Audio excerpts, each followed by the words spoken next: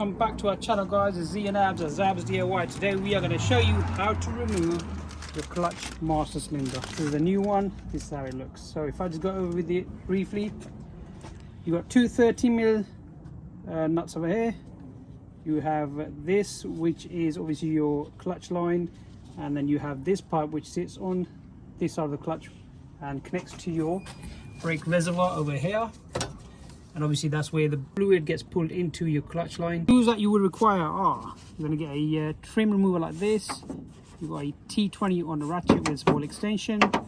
You have with long extension, got the wiggly bit over here, 30mm socket, and you want a torch. As you can see, I have already removed or started the process of removing the master cylinder. So the first thing that you want to do is you want to get your gears round, and you have two T20, one over here, one over here. So this would sit like this. Go ahead and remove the two T20s. Once you've done that, you want to go ahead and remove your side tick panel on here. It's only held with 3 clips, 1, 2, 3. So you can go ahead and pull that from the side, and then you want to come underneath knee panel over here. What you want to do is, so if I show you how it sits. So this sits over like this. You have one T20 screw over here, and another one, or should I say another 2 on the side, one over here, which sits over here. So obviously go ahead and remove your side trim piece from this side as well. So this is only held by 2 clips again. Move that aside. Gonna move this aside. As you can see, we created a lot of space. So you got this air vent. So I haven't removed it totally, but it's normally clipped in with this bit here underneath here. Go ahead and remove that. This is where you might need the trim remover tool. Once you've done that, just want to wiggle it about and just move it aside like that, so it gives you enough space.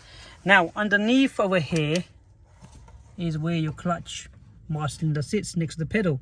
So you have a pin which has this clip over here. Go ahead and remove that clip from the pin, if I can show you the pin.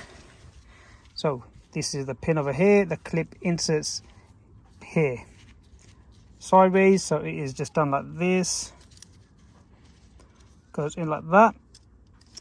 So all you would want to do is see the opening over here, put that trim remover piece over here, pull it, and then once you pushed it in, grab this bit here and pull it out.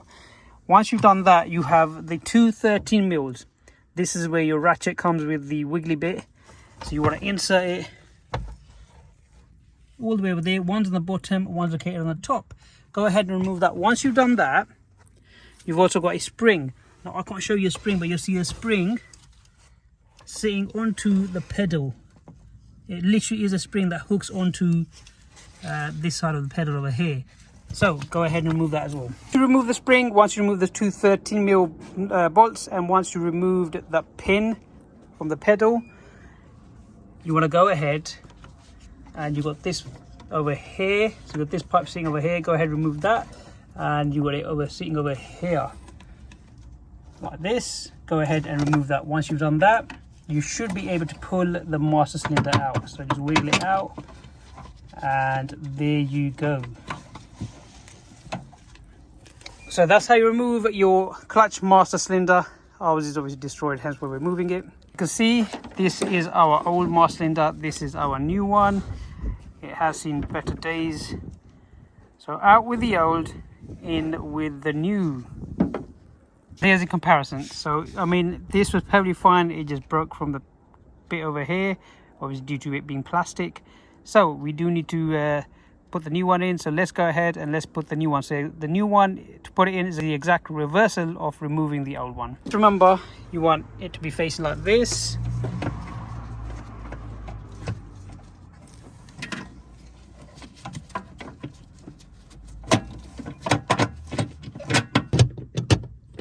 Okay, so once you've inserted it in, all you need to do is grab it, make sure it's aligned with your pedal like so,